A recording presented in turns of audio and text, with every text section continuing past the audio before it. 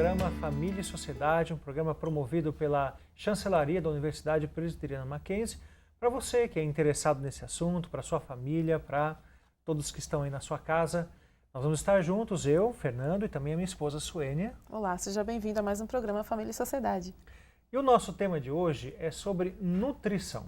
Nós trouxemos uma nutricionista, que é a Selma Carneiro. Obrigado pela sua presença, Selma. Obrigada, agradeço. Agora me diga uma coisa, Selma, nós somos o resultado daquilo que comemos, como diz o ditado? É verdade. Hoje em dia, né, a grande preocupação que está tendo da obesidade, tanto infantil como a obesidade que está crescendo, principalmente nos homens, é o reflexo do que a gente se alimentava na infância, né?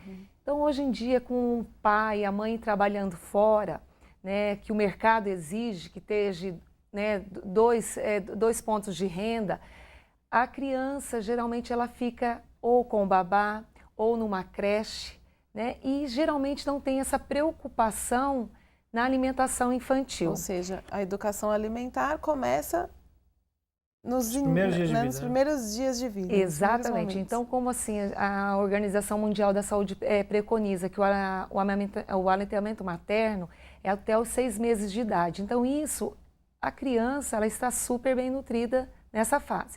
Quando nos 4, 5 meses começa a introdução de novos alimentos para a criança poder conhecer, como papinha de fruta, a papinha, legumes, que vai tendo esse acompanhamento, a criança começa a perceber paladares diferentes. Então, é importante esse momento a mãe, né, a família estar presente na mesa com a criança.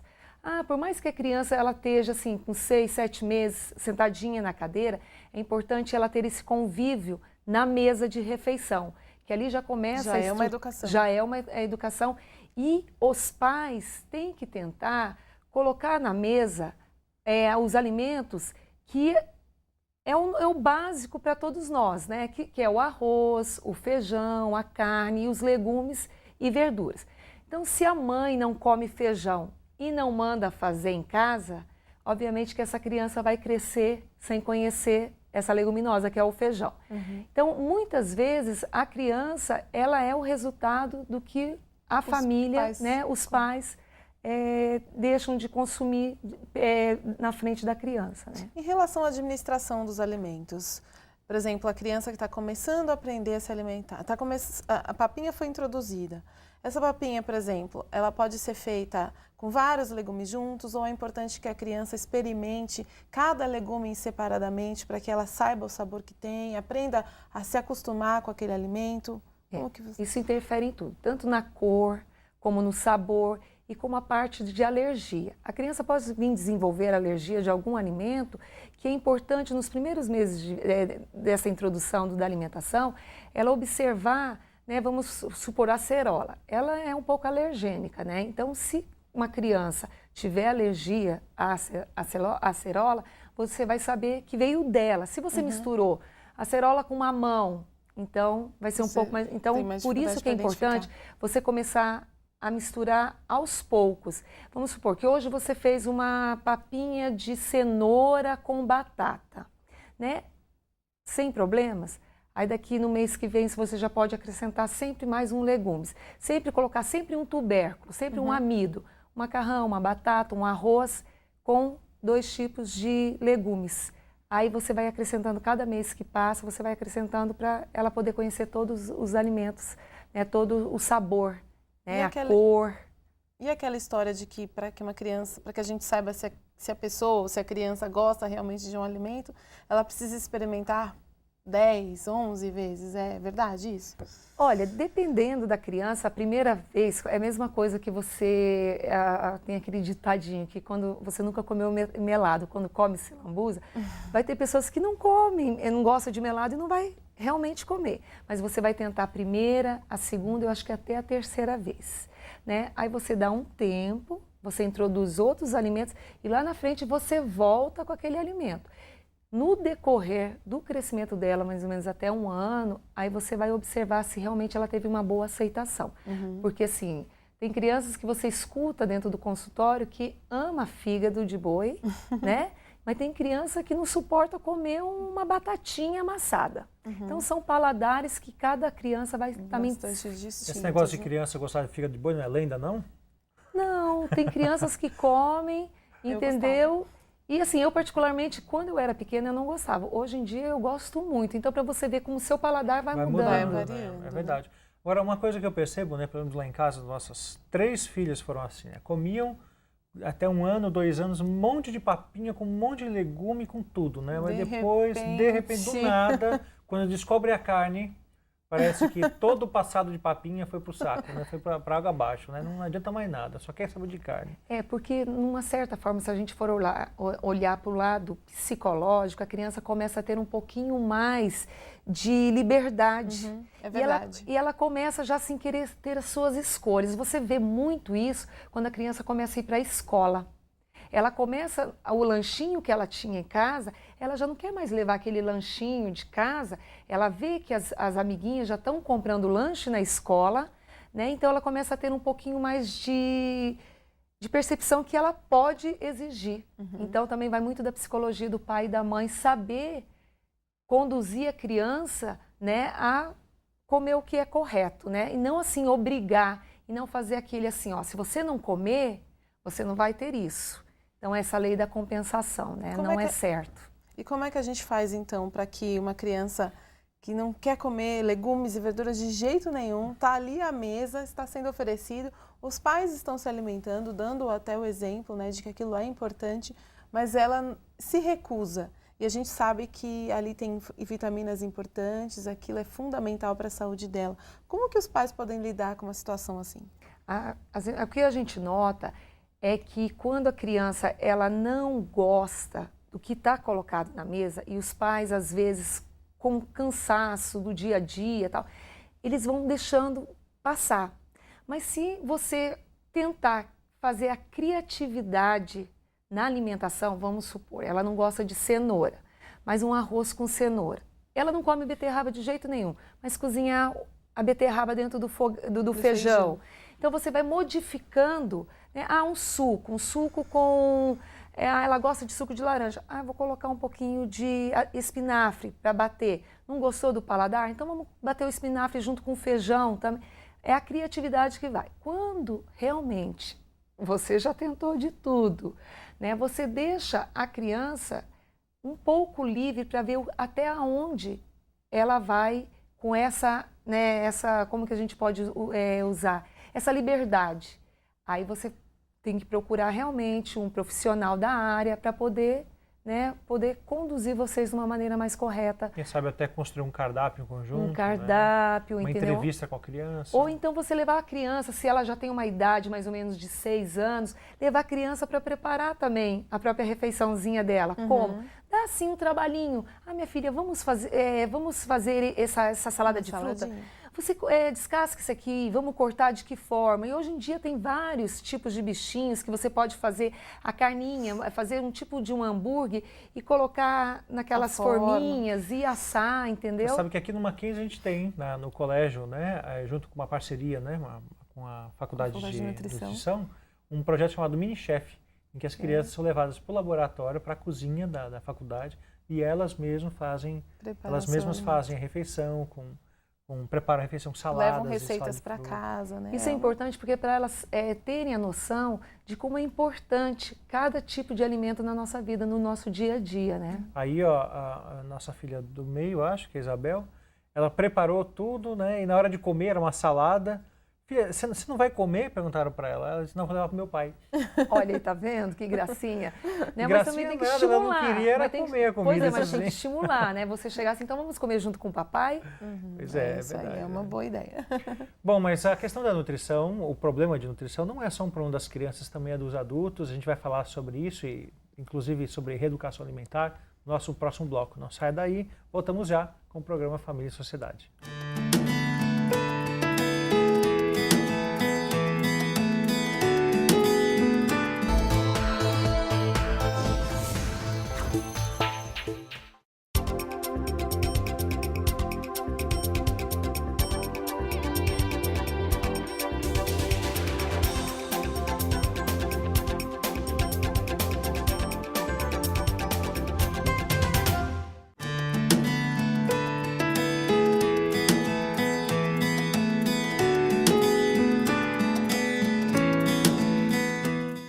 Voltamos com o programa Família e Sociedade, falando sobre nutrição.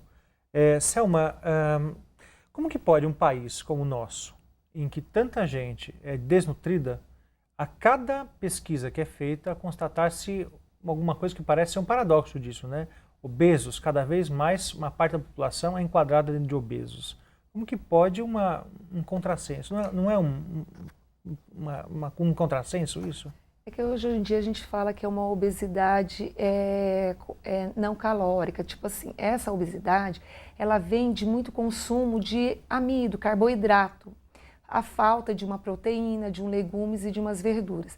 Que hoje em dia está tudo muito caro, se a gente for analisar, para uma pessoa que ganha um salário mínimo, colocar na mesa uma carne, uma proteína, né? Então, essas pessoas acabam se alimentando praticamente de batata, mandioca, arroz, e dá isso para os filhos, farinha, ou até porque mesmo, enche.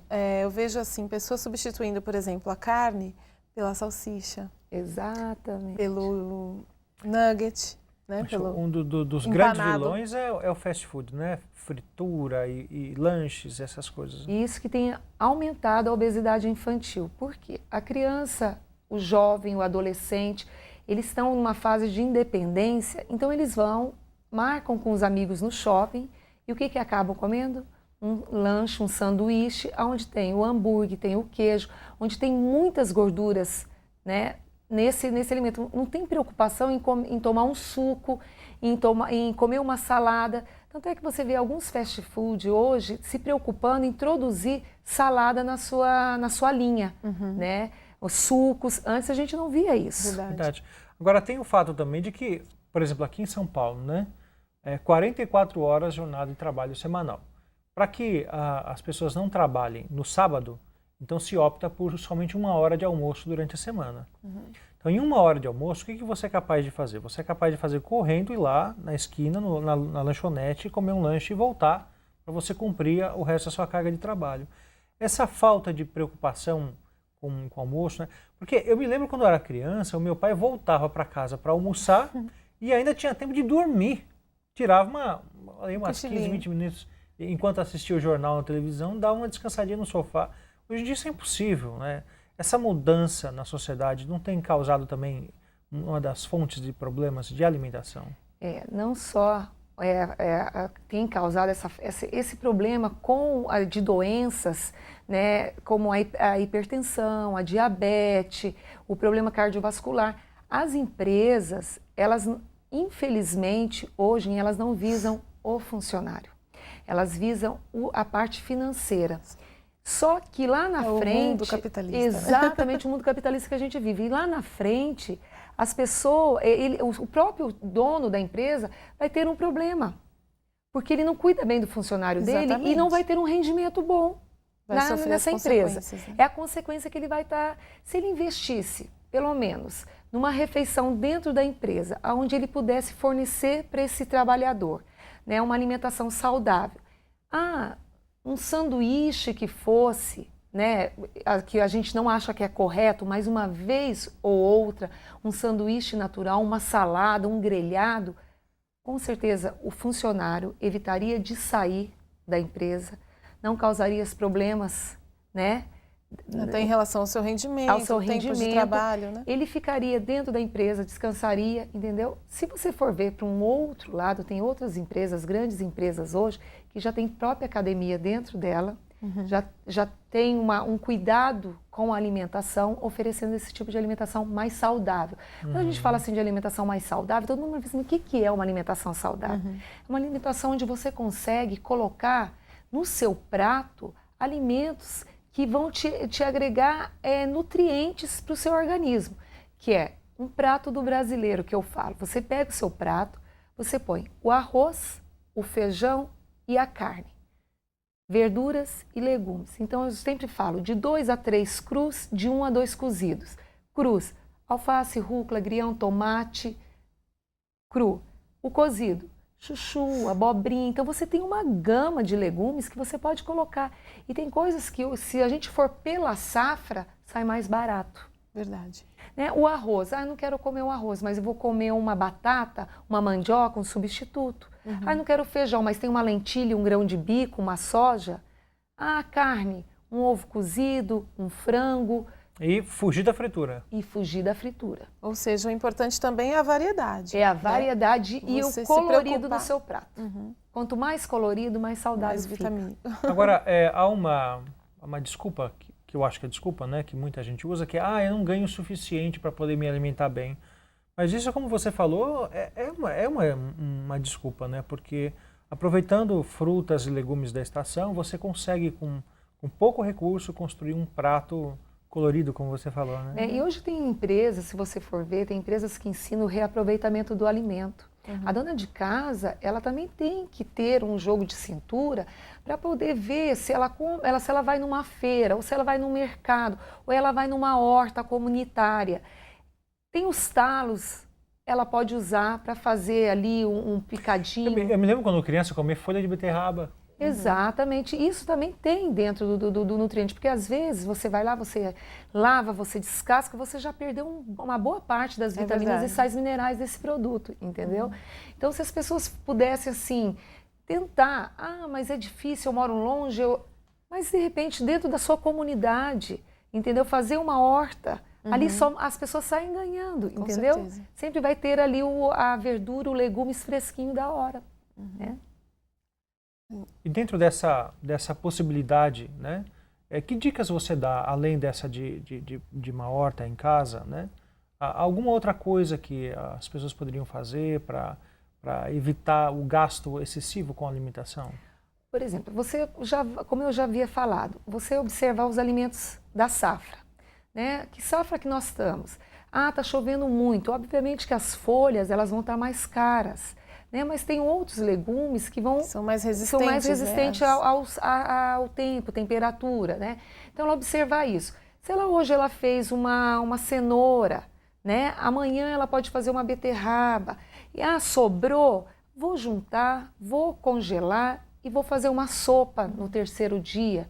Evitar um soufflé, um purê de batata, que você não precisa fazer o purê de batata só com batata, você pode fazer com abóbora, né, abobrinha, você pode usar, fazer um arroz colorido, sabe, um macarrão com legumes, que você acaba economizando também. Quando a gente fala economizar só nos alimentos, mas a gente tem que ver o custo que você está tendo com a água que você está deixando correr na torneira, a energia elétrica que você está deixando aumentar dentro da sua casa. Talvez até a gente invista em gastos que não sejam tão prioritários quanto a própria alimentação. A própria alimentação que fica em segundo plano. Fica em segundo plano, né? Então, hoje em dia, como a vaidade está muito em jogo, as pessoas preferem, às vezes, deixar de comer e fazer essas dietas malucas, entendeu?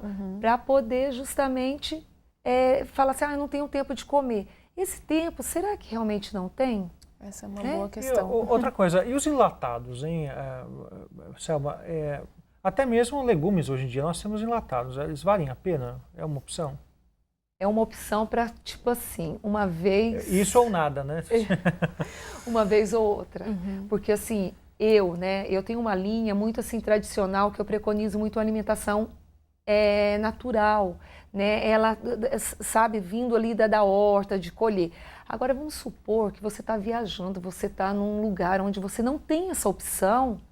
Então, antes você comer esses enlatados do que você ir para uma fritura, uma carne, alguma coisa, entendeu? Ou usar em forma de suco.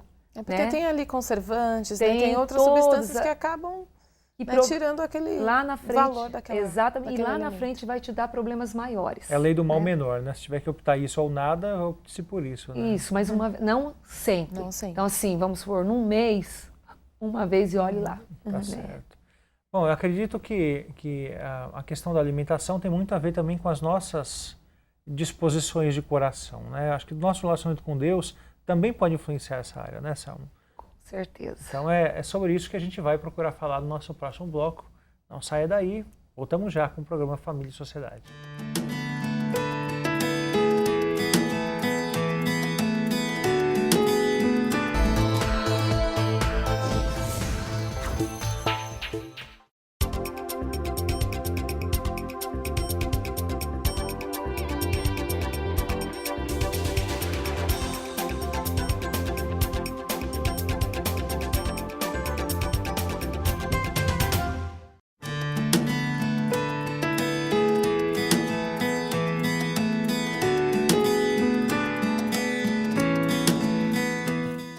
Voltamos com o programa Família e Sociedade, hoje conversando a respeito de nutrição.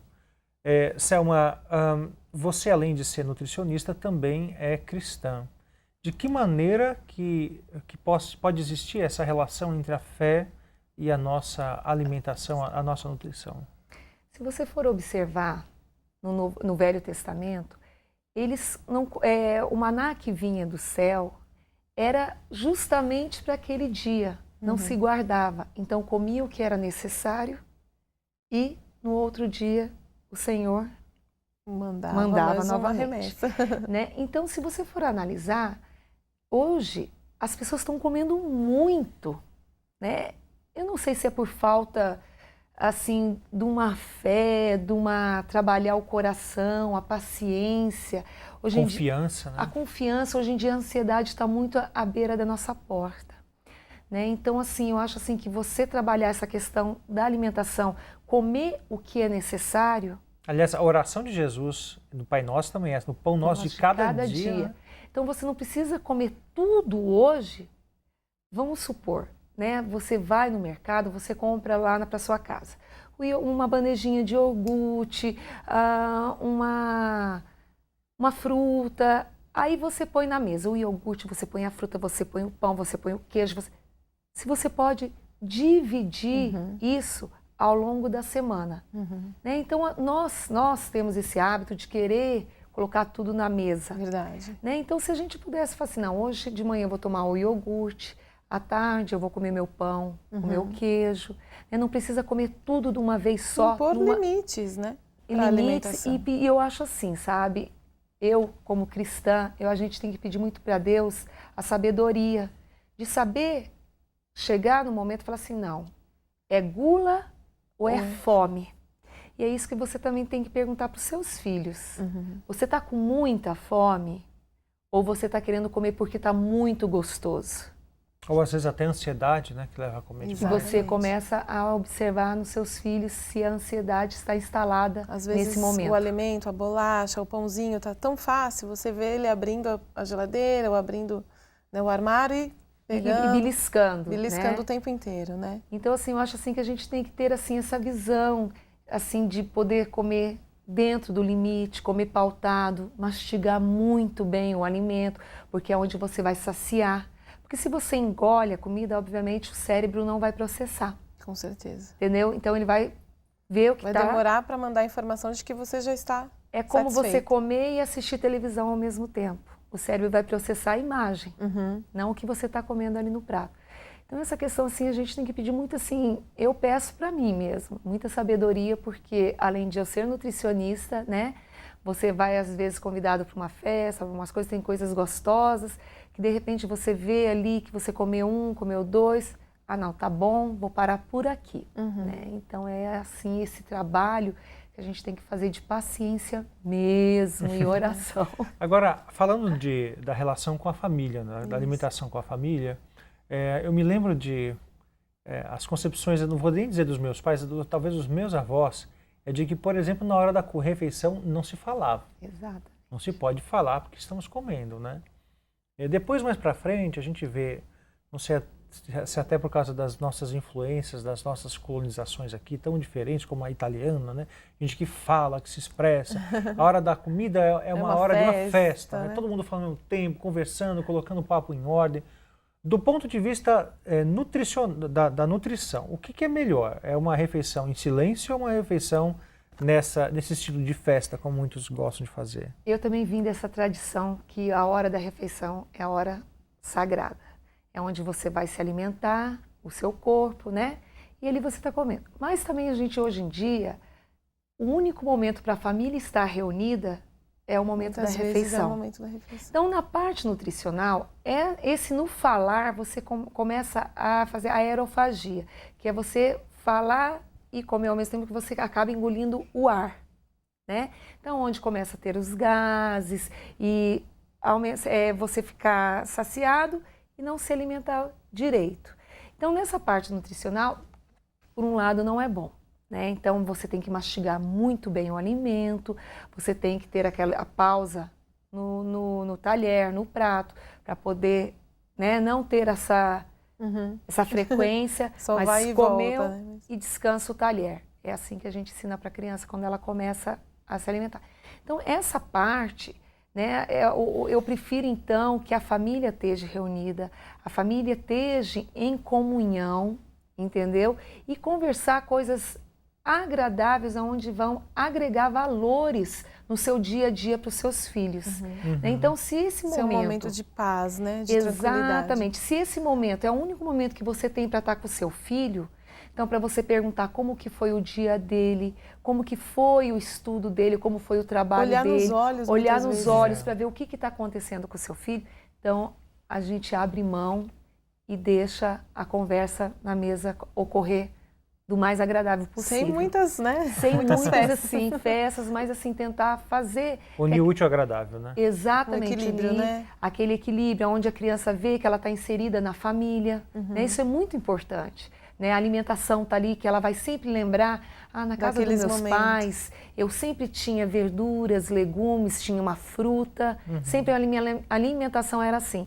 E lá na frente, com certeza, esses frutos vão ser colhidos, né? Isso tem a ver também com a própria questão de você olhar para aquilo que Deus deixou para nós, E né? agradecer. A grande variedade de opções que Deus deixou para nós, que Deus criou para que a gente pudesse desfrutar, a própria bondade de Deus em nos proporcionar tantos sabores, tantas cores, né? Tantos aromas, texturas. Né? E você aprender até a ser, justamente a ser grato por isso. Né? Agradecer. E nunca disse assim, na própria oração que você faz antes da refeição, você já agradece pelo alimento, né? Isso você consegue criar um vínculo com seus filhos da perfeição do Senhor, né? De Deus ao dar o alimento, né? A perfeição dele, que aí você começa a olhar pelo que ele nos deu, né? Um aspecto que você falou que me chamou a atenção foi sobre alimentação e domínio próprio. A gente vai no shopping, a gente vê lá a criança, ou a gente mesmo compra um copo de milkshake. Aí você vê lá, o copo de milkshake de 300 mililitros custa, sei lá, 3. Mas o copo de 500 mililitros custa 3,50. Mas o que você quer, o que você precisa, 300 mililitros seria o suficiente. Mas aí você olha lá no cartaz, você vê, puxa vida, mas eu vou pagar a mais. Desperdiçar, é um né? desperdício de dinheiro, então eu vou pagar 3,50 para um copo maior. E aí quando chegar na metade do copo você não está aguentando mais, não, mas eu paguei por isso, eu vou tomar tudo até o final. Quer dizer, me parece então que o domínio próprio muitas vezes esbarra nesse problema aí que a gente tem de consumismo, né? Da questão financeira, custo-benefício, né? Exatamente. Então vamos supor... Rodízio, olha só que absurdo, eu vou no rodízio para comer um pedacinho de carne, não vou nada. Não vai. Você acaba comendo além, né, do necessário. Do necessário. E você nota que você sai dali com a digestão muito complicada. Né? Eu tenho assim, eu vejo assim, por mim mesmo, quando eu vou para um lugar que eu não sou habituada a comer, eu começo a passar mal. Então eu evito de ir. Entendeu? Então, como você falou ali do 500 mililitros do copo, tenta, tá com a esposa, então vamos dividir meio a meio? Aí o custo-benefício sai. É verdade. Sai compensa, né? Compensa. Para 2 filhos, então vou comprar um grande, vamos dividir em 2 copos pequenos, né? Tentar usar também o que a empresa coloca para nós, vamos também tentar fazer readministrar isso, né? Porque realmente aí que começa a porta da obesidade. Você não tendo o seu domínio próprio, você acaba, posso começar mais um pouquinho. Vamos comer mais um pouquinho. E sem falar, gente... E às vezes não é isso que satisfaz. Exatamente. Então, assim, você tem que começar assim a ter, sabe? Não, vou comer esse tanto e pronto, né?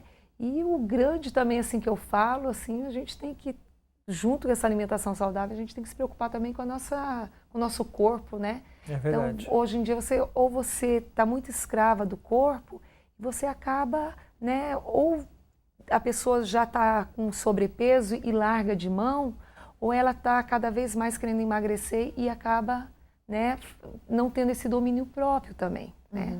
Aliás, essa questão da alimentação, ela esbarra muito na paz interior, né? Exatamente. Ou seja, se come por falta de paz, se deixa de comer, né? anorexia, às vezes bulimia, por falta de paz, né? O que é sentir bem consigo mesmo, né? E, na verdade, é uma paz que não é preenchida por alimento, né? Às vezes, esse preenchimento interior, esse vazio interior, se dá pela própria busca de Deus e não da comida, né? Exatamente. E assim, a gente tem que ver também que às vezes a pessoa está ali querendo comer uma coisa e ela come um pedaço, ou ela come 2 sem o domínio próprio. Mas aí a gente começa a analisar.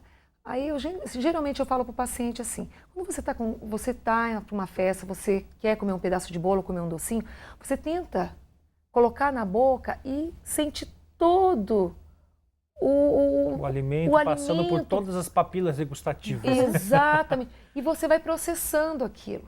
E você mesmo vai falando assim, bom, esse pedaço é o suficiente para mim. Você acaba comendo um pedaço, se satisfazendo, satisfazendo o ego que ela quer, né?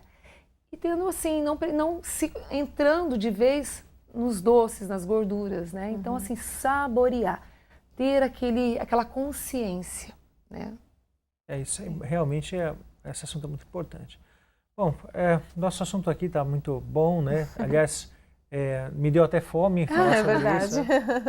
Mas a gente vai ter que ficar por aqui. Obrigado, senhora, pela sua presença. Obrigado, eu que agradeço.